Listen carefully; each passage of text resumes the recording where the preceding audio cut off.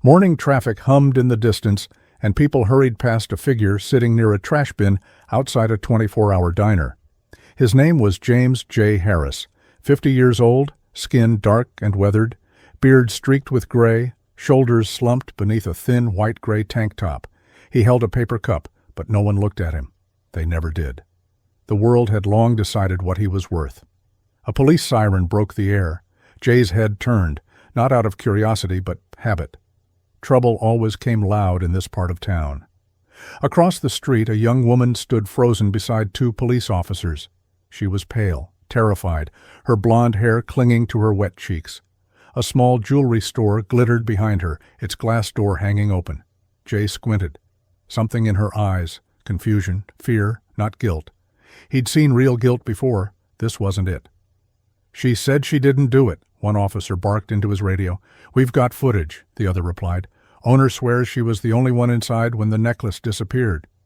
Jay stayed quiet, just watching. He'd learned the hard way that interfering only made things worse. But when the girl's voice cracked through the noise, something in him shifted. "Please, I didn't take anything. I swear I didn't. I just came in to ask for directions."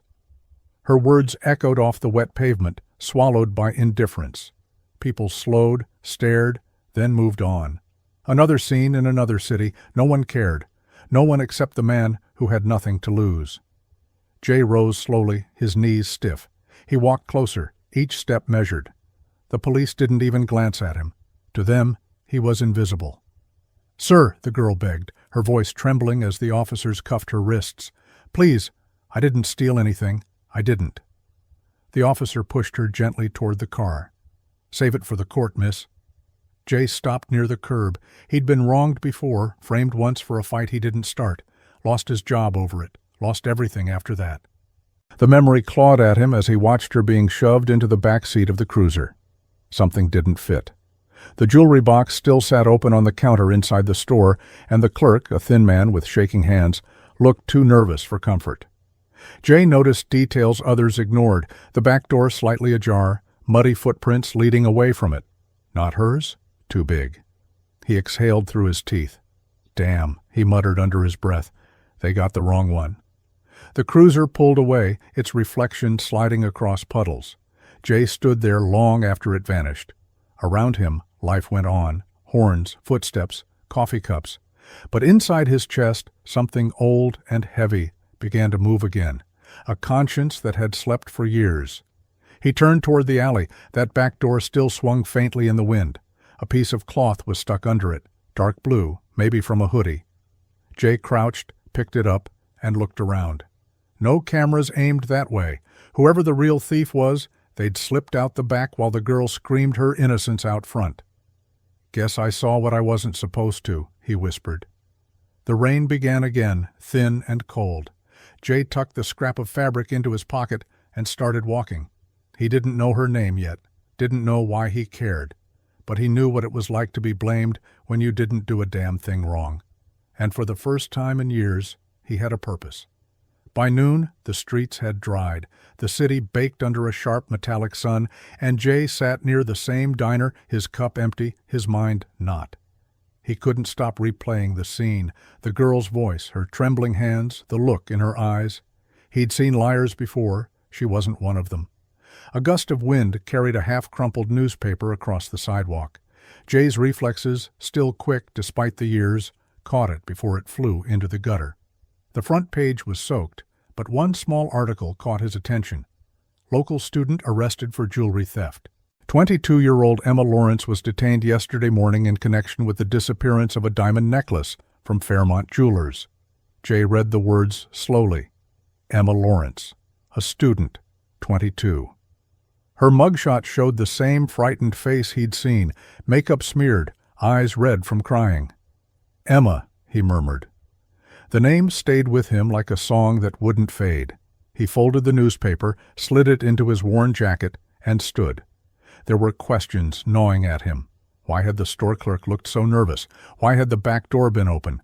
And the biggest question of all, why did no one else care? Jay walked to Fairmont Jewelers. The store had reopened, and a yellow police tape still fluttered near the door.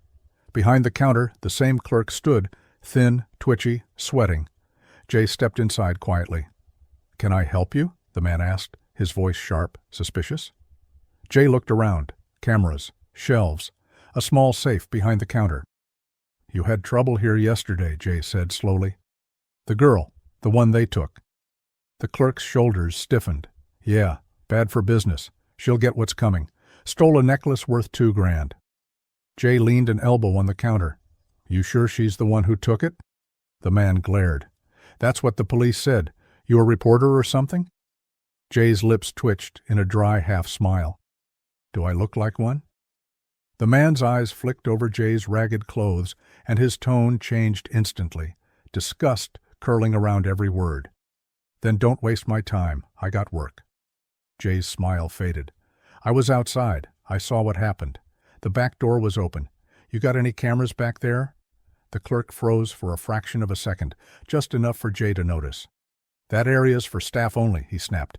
"Now leave." Jay nodded slowly, as if he'd gotten his answer. "Sure thing, man. Have a blessed day." He turned and walked out, the doorbell chiming behind him. The man's reflection in the glass showed him wiping sweat from his brow. Outside, Jay muttered, "Yeah, you're hiding something?" He sat on the curb thinking. He needed help. Someone who could understand the system. Someone who still knew how to move in the world of papers, evidence, and truth. And he knew just the person, though it had been years. Michael Donovan. Once one of the best defense attorneys in the city. Now, another ghost on the streets. A bottle always in his hand, his law degree long gone to dust. Jay found him later near an abandoned parking lot, sitting on a crate, reading a months-old magazine like it still mattered. "Mike?" Jay called. Michael looked up, squinting through his gray beard. "Well, well, if it ain't the philosopher of 7th Street. What brings you to my courtroom, brother?" Jay sat beside him, handed him a coffee he'd begged off a diner cook. "Got a case." Mike laughed, dry and tired. "You always got a case.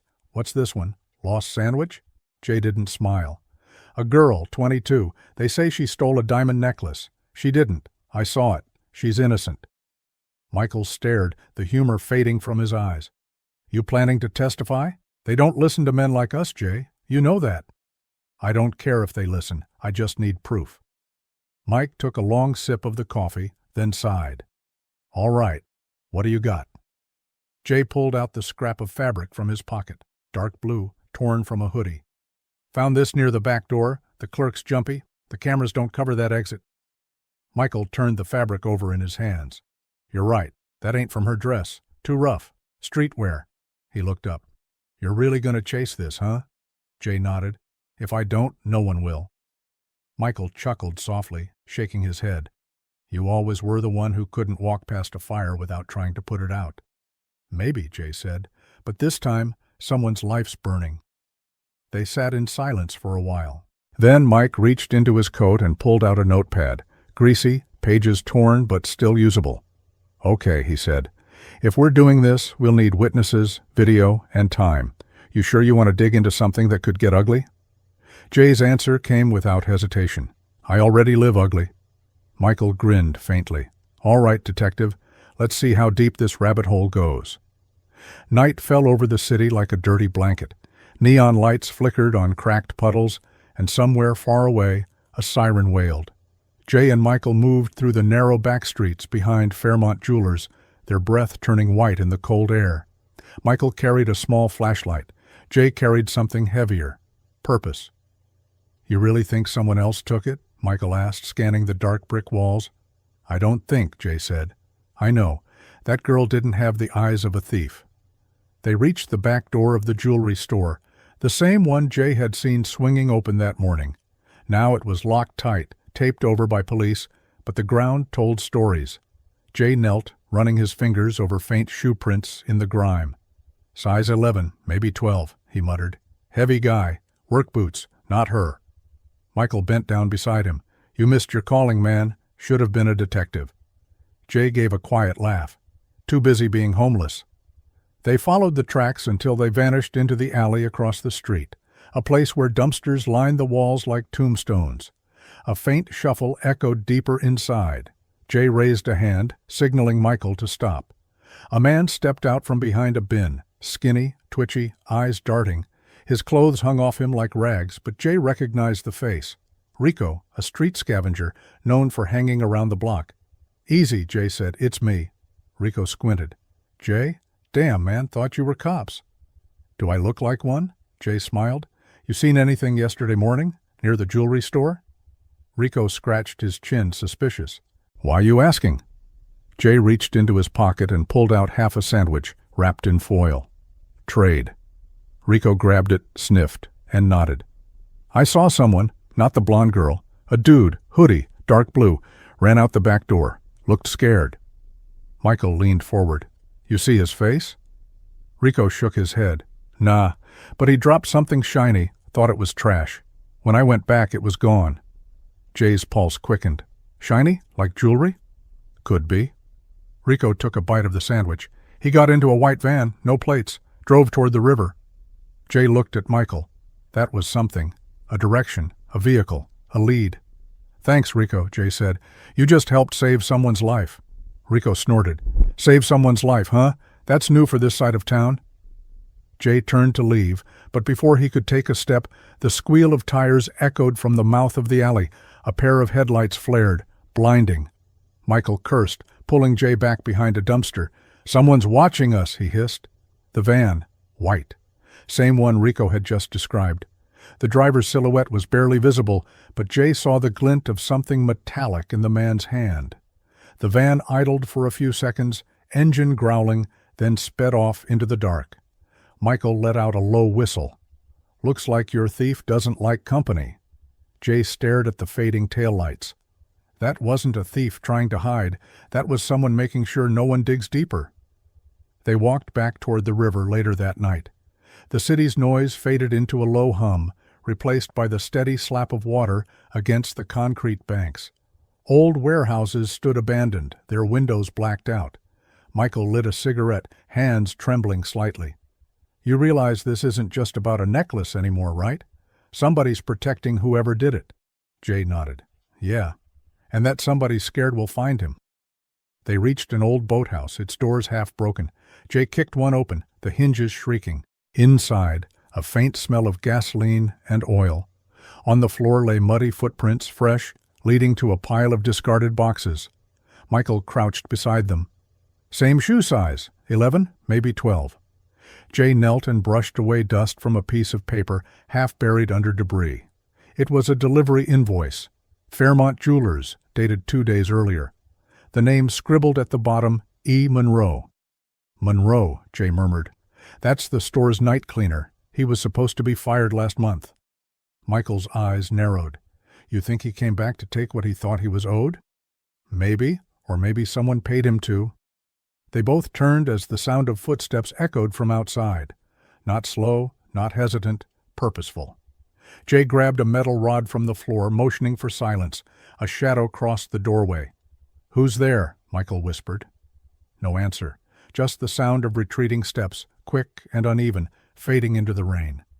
Jay exhaled, lowering the rod. "We're not alone out here." Michael stared at him. "You want to keep going, even after this?" Jay met his gaze, his voice low and certain.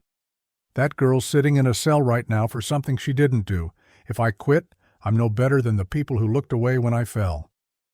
Michael's cigarette burned down to his fingers. He dropped it, crushed it under his boot, and nodded. "All right, partner. Then we keep digging." The next morning was gray and heavy, the kind of morning that made the whole city feel tired. Jay hadn't slept. He and Michael had spent the night in the boathouse, going over every clue they'd found, the footprints, the invoice, the name E. Monroe. Now, as the first buses rattled past, Jay stood near the docks with a paper cup of bitter coffee he'd borrowed from a gas station. Michael joined him, eyes bloodshot, coat collar pulled high. "Monroe's name keeps popping up," Michael muttered. "If he's our guy, we'll find him in the records. I know a clerk at City Hall who owes me a favor, used to drink with me back when I was still pretending to be respectable." Jay grinned faintly. "Let's pay him a visit." City Hall was the kind of place that smelled like floor wax and forgotten promises. People in suits moved quickly, heads down, eyes averted from the 2 ragged men walking through the lobby. The clerk, a balding man named Stan Whitaker, blinked when he saw Michael. "Mike Donovan? I thought you were dead." "Almost," Michael said. "Listen, we need a record check. Employee files for Fairmont Jewelers, specifically an E. Monroe." Stan frowned. "That store? Had a break-in this week? You guys involved in that mess?" "Not exactly," Michael said. "We're trying to fix the mess." Stan sighed, looked around, then motioned them toward his desk. He typed for a few seconds, chewing the inside of his cheek. "Here we go. Elliot Monroe, 43, fired last month for theft. Store didn't press charges, just kicked him out." Jay leaned forward. "Address?" Stan hesitated. "You know I could get in trouble for that." Michael slid a crumpled $10 bill across the counter. "You could," he said, "or you could help two guys do something decent for once." Stan snorted, took the bill, and wrote an address on a sticky note. "He's renting a room over on Riverdale Avenue. Bad neighborhood." Jay tucked the note into his pocket. "That's fine. We're bad company." The Riverdale apartments weren't really apartments, more like stacked boxes with broken windows. The smell of mold hung in the air. Jay and Michael climbed the stairs, each step creaking under their weight. They stopped at door 3B, faded blue paint. Someone had scrawled, "Keep out," across it in black marker. Jay knocked once. No answer. He knocked again, louder. "Mr. Monroe, we need to talk." A shuffle came from inside, cautious, then still. Michael leaned close. "He's there." Jay stepped back, ready to knock again, when the door cracked open an inch. A pale face appeared, gaunt, with a week's worth of stubble and frightened eyes. "What do you want?" the man rasped. "Elliot Monroe?" Jay asked. "We just want to talk about the jewelry store." The man's eyes darted around, panic flashing. "I don't know anything. Get away from my door." He tried to slam it, but Jay shoved his foot into the gap. "Listen," Jay said calmly.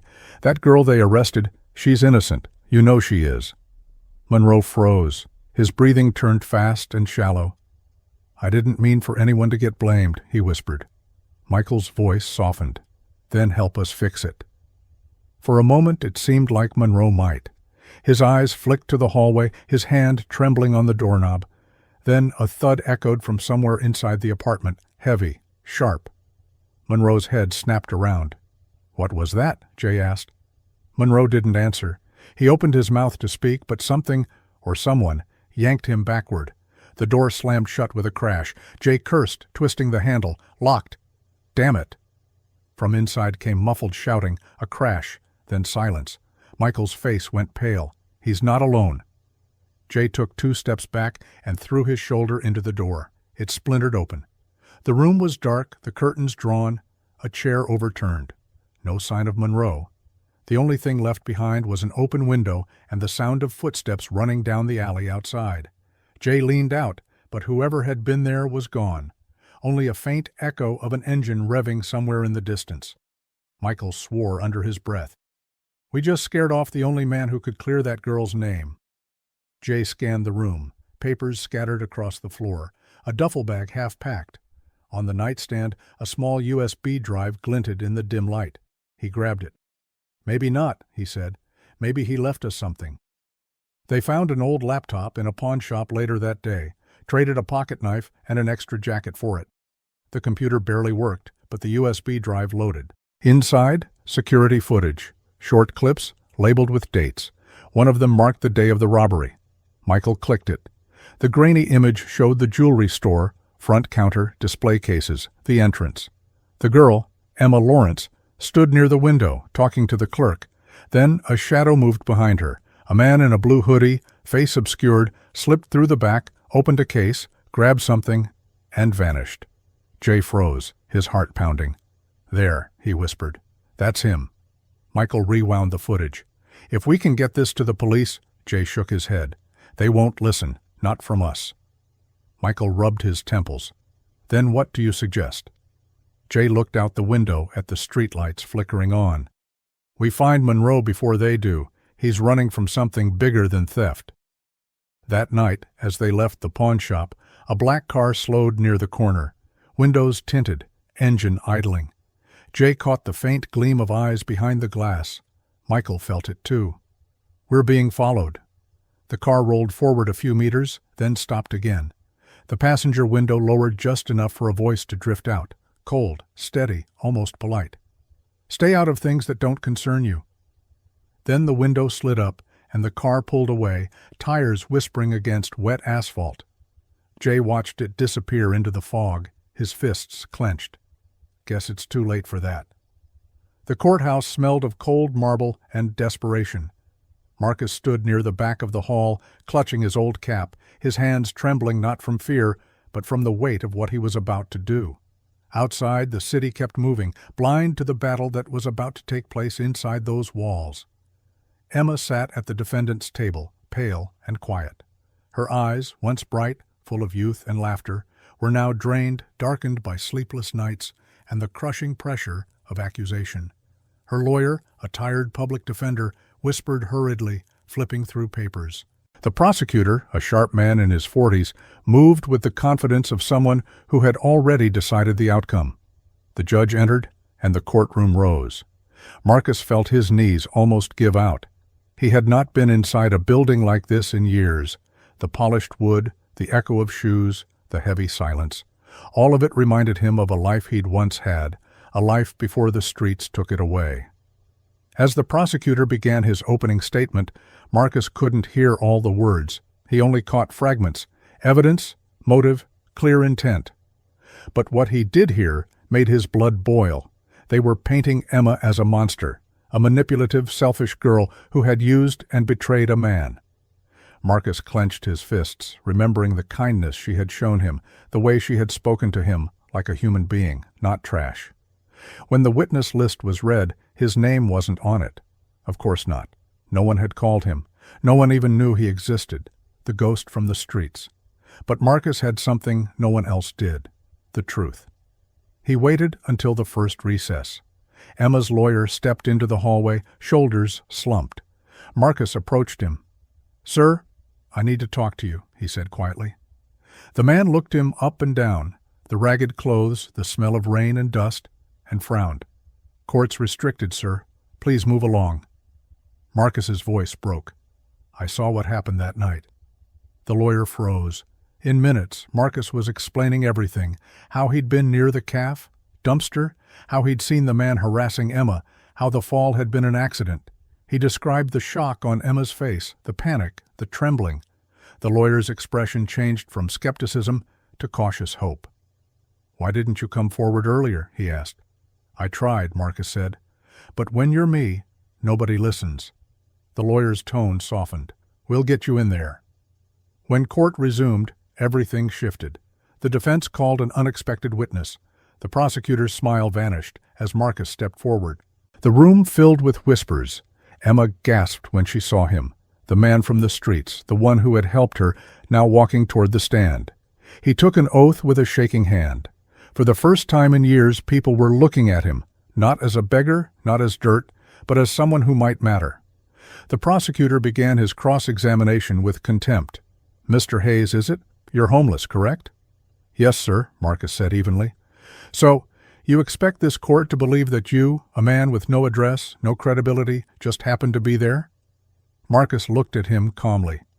"I didn't expect to be believed, sir, but the truth doesn't care where I sleep." A silence followed, thick, electric. Even the judge leaned forward slightly. Marcus described the scene in precise detail, every word deliberate, steady. He told them how the man had grabbed Emma's arm, how she pulled away, how he slipped and fell. He spoke not to impress, but to save. When he finished, the courtroom was quiet. Emma was crying silently. For the first time in years, Marcus felt free. He wasn't invisible anymore. But what he didn't know was that his testimony would come at a cost. The next morning, someone followed him from the courthouse. Marcus didn't notice the man at first. The courthouse steps were busy: reporters, lawyers, families clutching folders, faces shifting between hope and despair. Marcus just wanted air. He had never imagined his own name would echo through a courtroom again, this time as someone's savior. He walked down the cracked sidewalk, away from the noise, toward the underpass where he usually slept. The late afternoon sun bled gold over the city, and for a moment he felt lighter. Maybe Emma had a chance now. Maybe all the pain, the hunger, the humiliation had led him to this. One good thing. But as he turned the corner, the feeling died. A black sedan rolled slowly behind him, its windows tinted. He heard the door shut. Footsteps followed. "Marcus Hayes," a voice called out. Marcus froze. The tone wasn't friendly. A man in a suit stepped forward, expensive, clean, with a small scar on his chin. His eyes, though, were colder than steel. He didn't introduce himself. He didn't need to. Marcus had seen men like him before, the ones who cleaned up other people's mistakes. "You shouldn't have gone to court," the man said calmly. "You made a mess where there didn't need to be one." Marcus frowned. "Who are you?" "Someone who represents people with interests. The man who died wasn't just anyone." Marcus's heart began to race. "He attacked her," he said firmly. "It was self-defense." The man took a slow step closer. "No one cares about your opinion, Hayes. You live under bridges. You're nothing but noise. And now, because of your story, a lot of people are nervous." Marcus's throat tightened. "Are you threatening me?" The man smiled slightly, a smile with no warmth. "I'm giving you advice. Disappear again. You've done enough." He turned and walked away, his shoes echoing against the concrete. The black car followed him, vanishing into the traffic. Marcus stood still for a long time. The city around him buzzed, but he couldn't hear it. His hands were shaking. He had just helped save Emma, and already someone wanted him silent. That night he couldn't sleep. Every sound made him flinch. The hum of a passing bus, the rustle of a stray cat. He kept replaying the man's words in his head. Disappear again. But then he thought of Emma, the way she looked at him when he spoke in court, the tears, the gratitude, the fragile hope that maybe someone finally believed her. He couldn't walk away now. The next day he returned to the courthouse, but not for testimony. He waited outside, hidden near the steps, watching for Emma. He wanted to make sure she was safe. Hours passed. People came and went. Then he saw her, escorted by her lawyer, still in her pale jacket, holding a folder tight to her chest. She smiled when she saw him across the street. "Marcus," she called softly, rushing over. "They said your statement changed everything. The judge might drop the charges." Marcus smiled, though his eyes were tired. "That's good. You deserve your life back." But before he could say more, he noticed something. The same black sedan parked at the corner, engine idling. "Emma," he said quickly, his tone sharp, "go back inside." "What?" "Just do it." A man stepped out of the car. Marcus moved in front of her. The air around them turned heavy. Marcus's instincts, the kind honed by years of surviving on the streets, screamed danger. He didn't know the man's name, but he knew what kind of man he was. Clean suit, blank face, a job that didn't require conscience. "Marcus, what's happening?" Emma whispered, her voice trembling. "Get back inside," he said again, keeping his eyes on the stranger. His voice was low but firm. The man from the black sedan walked closer, calm and slow, like he had all the time in the world. "You didn't listen," he said quietly. "I told you to disappear." Emma's lawyer, who was still on the courthouse steps, noticed the tension and called out, "Everything all right here?" The man in the suit turned his head slightly, just enough to flash a polite smile. "Everything's fine, counselor. We're just finishing a conversation." But Marcus saw it, the glint of metal beneath the man's coat. He didn't think. He moved. Marcus shoved Emma behind a concrete pillar just as the man reached inside his jacket. The sound that followed wasn't a gunshot, not yet, but the click of something mechanical, a threat, a warning. People nearby began to turn, confused. Marcus grabbed Emma's arm. "Go!" he hissed. "Run!" They darted across the street, horns blaring, footsteps pounding against asphalt. Behind them, the black sedan's engine roared. They ran through a narrow alley behind a line of old shops. Marcus knew these streets like veins in his hand. He had hidden in them, starved in them, slept under their leaking roofs. Now they were his only refuge. They ducked behind a dumpster. Emma was shaking, breathing hard. "Who was that? Why are they after you?" Marcus wiped sweat from his brow. "They're not after me. They're after the truth. The man who died, he had money, power. The kind of people who make things disappear when it suits them. You got too close. I just became part of the mess." Emma covered her mouth. "So they're trying to silence you?" He nodded. "And if they can't find me, they'll go after you." Tears welled in her eyes. Then we have to tell someone. The police—" Marcus gave a small, bitter laugh. "You think the police care about a homeless man's word against a man like that? Half of them probably work for him." For a long moment, they just sat there, breathing hard, listening for footsteps. None came. Finally, Marcus stood. "We can't stay here. I know a place. It's not much, but it's safe." He led her through the maze of alleys to an abandoned bus depot on the city's edge. It was empty, silent, except for the distant hum of traffic. He had lived there once, years ago, when he first lost his home. Emma sat on an overturned crate, still trembling. "Marcus, why are you helping me? You barely know me." He looked at her for a moment, then said softly, "Because you looked at me like I was still human. No one's done that in a long time." Her eyes filled with tears again, but this time it wasn't fear, it was gratitude. He turned toward the open doorway, scanning the street. The night had fallen, and in the dark reflection of a broken window, he thought he saw the faint shimmer of headlights passing by. "They'll come again," he said quietly, "but next time we'll be ready." Night wrapped the city in silence, broken only by the distant sirens and the hum of streetlights. Inside the abandoned depot, Marcus sat by the shattered window, watching the road. He hadn't slept in almost 2 days. Every time his eyes closed, he saw the man in the black suit, the gun beneath the coat, the cold, merciless stare. Emma lay on the concrete floor, wrapped in his old blanket. Her breathing was shallow, restless. She had gone from an innocent girl accused of a crime to a fugitive in less than a week. Marcus couldn't help but feel guilty, not because he'd testified, but because he'd dragged her into his world, the world of the forgotten.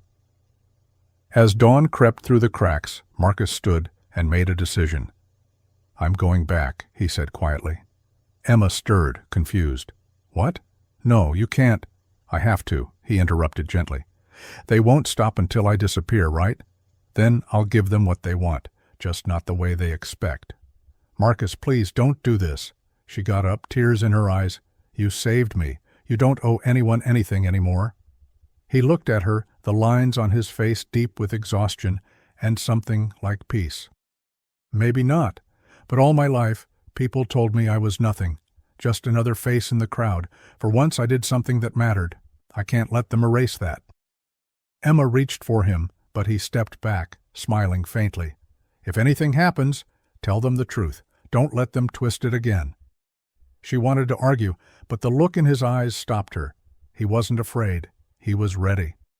By noon, Marcus stood once more outside the courthouse, the same place where everything had begun. Crowds gathered near the steps, reporters whispering about the shocking developments in Emma's trial. The prosecutor had been called in for questioning. Rumors swirled of corruption, falsified evidence, and money exchanged in secret. Marcus walked straight toward the black sedan parked across the street. The same man stepped out, expression unreadable. "You just don't quit, do you?" the man said. Marcus stopped in front of him, his shoulders squared, voice calm. "You think fear can bury the truth? But the truth's got a way of crawling out of the dirt. I should know. I've been there." The man's hand moved slightly toward his coat. Marcus didn't flinch.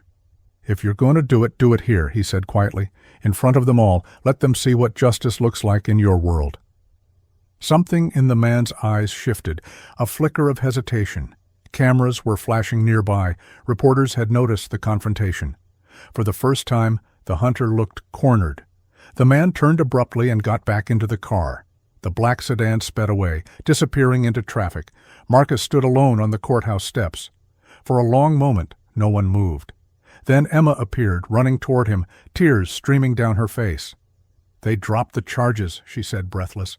"The judge said your testimony exposed everything. They found documents, proof of the payoff. Marcus, you did it. You saved me." He smiled faintly. "Good."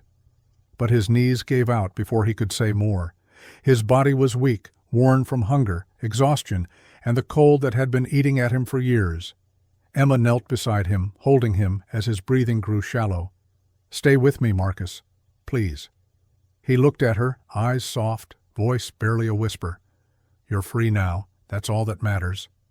Tears fell onto his hand as she clutched it. He smiled one last time, a small, peaceful smile, and closed his eyes. The sirens wailed in the distance, drawing closer, but it was too late. Marcus Hayes, the man the world had once thrown away, was gone. Days later, Emma stood in front of a small grave at the edge of a quiet cemetery. There was no headstone yet, just a wooden cross with his name written in marker. She placed a single white rose at its base and whispered, "You'll never be forgotten." Then she turned toward the camera crew that had gathered nearby. She had agreed to tell his story, all of it, to the world. The homeless man who had risked everything to save her, to stand for truth when no one else would. When the video aired, it spread across the country. Millions watched, and for a brief moment, the name Marcus Hayes meant something more than a man without a home. It meant courage, it meant sacrifice. And somewhere, under the endless gray sky, the city kept moving, unaware that one of its lost souls had just redeemed it in silence.